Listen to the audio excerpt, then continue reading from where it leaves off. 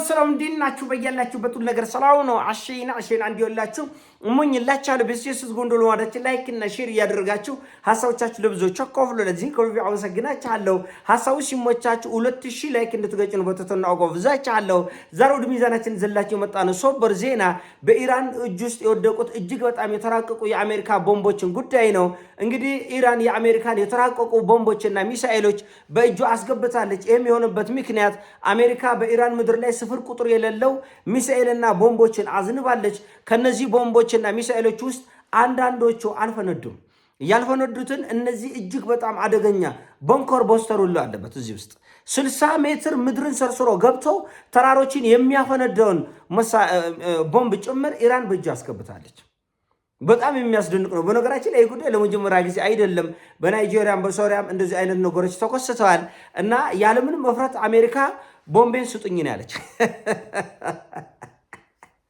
አሁን አረገ ቦምቤን ስጡኝ ነው ያለች። በቃ አይኗን ፍጥጥ አድርጋ ማለት ነው።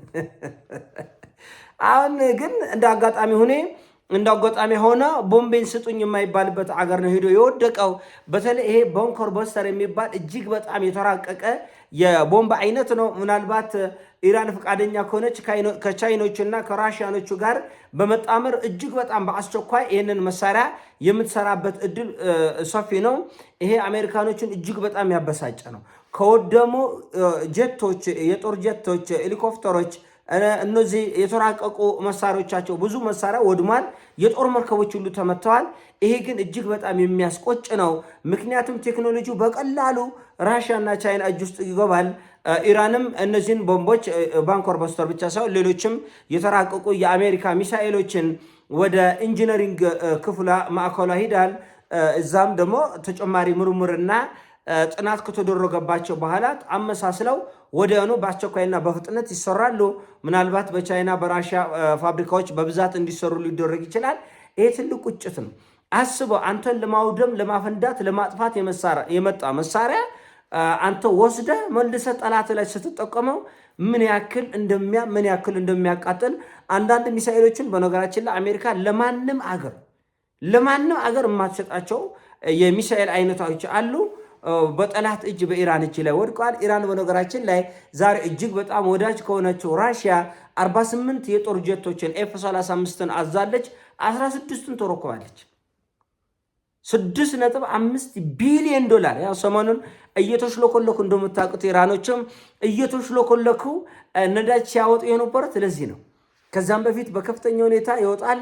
አገራቸውን ለመከላከል ነው የቅድሚያ የሚሰጠው ኢራን ውስጥ አገርን መከላከል ነው እና 48 የኤፍ35ቶችን አዘዋል። 16ቱን ዛሬ ተረክቧል። እንግዲህ ራሽያ ወዳጅ አገር ነው ሲባል በማስመሰል አይደለም። ጠንካራ ህዝቦች፣ ንጹህ ወዳጅነት ስላለ እነዚህ ሁለቱ አገሮች እንዳልኳቸው በጣም ተመሳሳይነት ያላቸው ጀብደኞች፣ በማንም ላይ የማይለጠፉ የማይንበረከኩ ጀግና ህዝቦች በመሆናቸው ምክንያት ከልብ ነው እየተረዳዱ ያሉት። እውነቱ ለመናገር ቻይናም በዚህ እጅግ በጣም አደገኛ በሆነ ወቅት ለኢራን እየሰጠችው ያለው ከፍተኛ ድጋፍ ቀላል የሚባል አይደለም። በነገራችን ላይ ዛሬ ሚድል ኢስት ሞኒተር የሚባለው የዜና ወኪል እንዳሰራጨው ከሆነ 52 በድጋሚ የአሜሪካን የእገዳ መስመር ጥሰው 52 የኢራን መርከቦች አልፈዋል። 31ዱ የነዳጅ ጫኝ ናቸው። 21ዱ ደግሞ ሌሎች ጭነቶችን የጫኑ መርከቦች የአሜሪካን እገዳ ጥሰው አልፈዋል።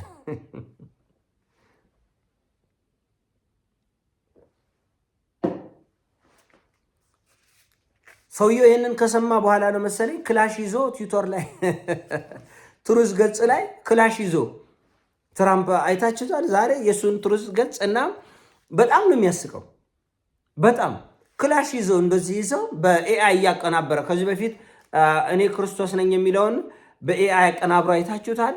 የተለያዩ ምስሎችን፣ ቪዲዮችን በኤአይ እያቀናበረ ሰውየው ያቀርባል። ጭንቅላቱንም እንደዛ ቢያቀነባብረው ጥሩ ነበር። ይሄ ተበለሻሽ። ዛሬ ደግሞ ልክ እንደ ተራ ሚሊሻ መሳሪያ ይዞ እንደ ሚሊሻ መሳሪያ ይዞ ፖስቷል እና ከዚህ በኋላ ርህራሄ ደግነት የሚባል ነገር የለም። ኢራን ላይ ሶቅጣጭ የሆነ እርምጃ ወስዳለው የሚል ማስፈራሪያ ዛሬም ሰጥቷል።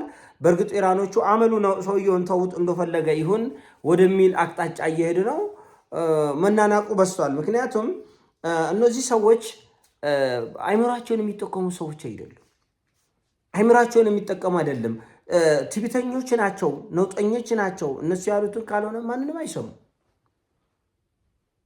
ማንንም የእስራኤል አየር ማረፊያዎች በአሜሪካ የጦር ጀቶችና የጦር አውሮፕላኖች ተሞልቶ ነው ያለ አየር ማረፊያው።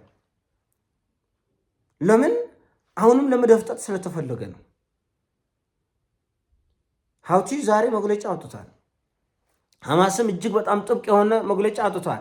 ይሄ ሁለተኛ ዙር ጦርነት የምትከፍቱ ከሆነ እኔ ቀይ ባህርን ቱርምስምሱ ድብልቅልቅ ነው ማወጣላቸው፣ ወፍ አያልፍም በዛ በኩል ብላል።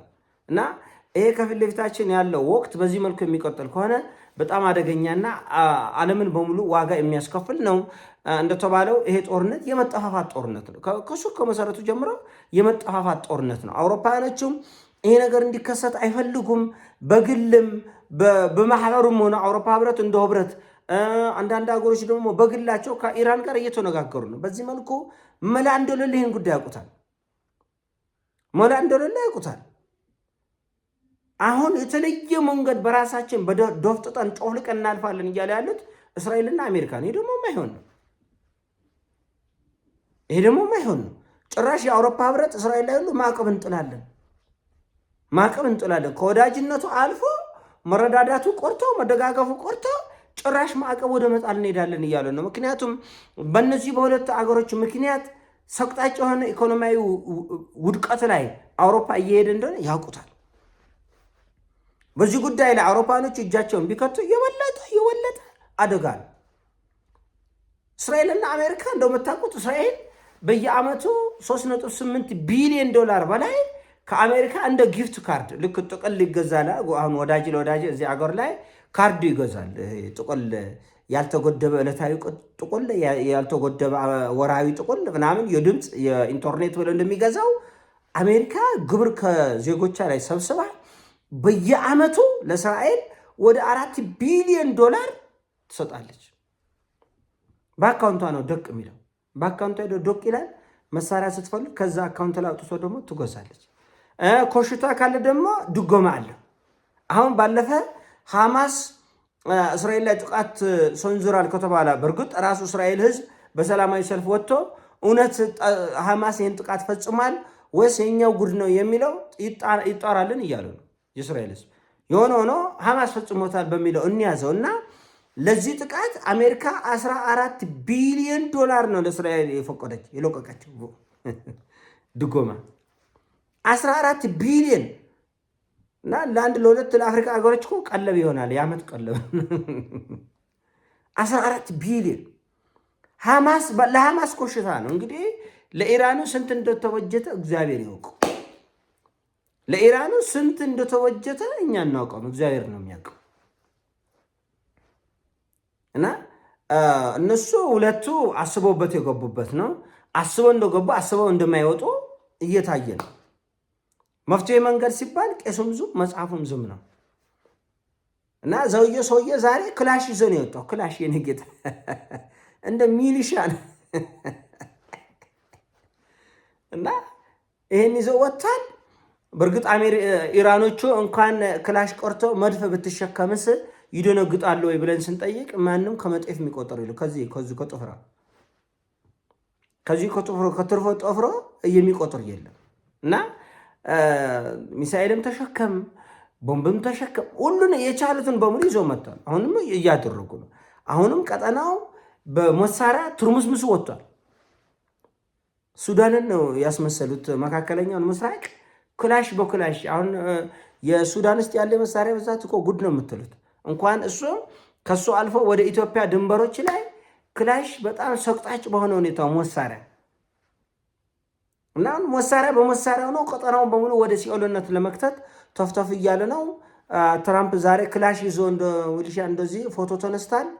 ምናየው ይሆናል። አባባ ቢሮጡ እስከ ዳገቱ አለ። አንድ ሽማግሌ እንደፈለገ ቢሮጥ ዳገቱ ላይ ሲደረስ ይቆማል አይደለም።